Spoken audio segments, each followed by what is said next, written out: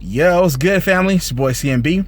Just wanted to touch base with everybody, man. Listen, I've been privileged to do a couple classes lately and kind of teach and facilitate some learning experiences for some pastors and preachers getting involved in apologetics, particularly urban apologetics, right?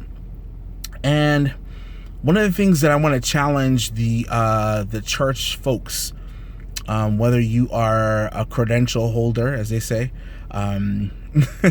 a preacher, a teacher, elder, bishop, what have you, whatever, okay, or not a credential holder, it doesn't matter, right? What we really want to start to focus on is one of the main objections that people have to the gospel is they reject a God that the Christian tradition does not teach. Pretty much it. They reject a God, a version of the Christian God that doesn't actually exist. It is what has been perpetuated out there in pop culture. It's been what's been perpetuated out there by people who mean well, people who are unwilling to befriend people who think differently from them, to love people who act differently from them, or they're worldly, or whatever the case is. And the problem is this: if you're, as a Christian, as a preacher, as whatever, are so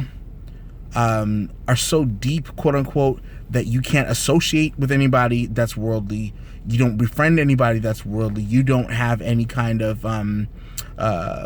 interactions with people that are worldly, how exactly are you preaching the gospel to every creature? How?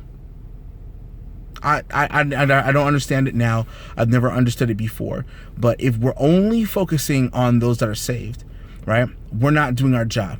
If we're only focusing on preaching to folks and keeping them coming to church and everything else like that, we're not doing the right thing. So do me a favor. If you are a lay member, meaning that you don't hold a credential, you just love the Lord, you come to church, that's good. You're saved. That's good.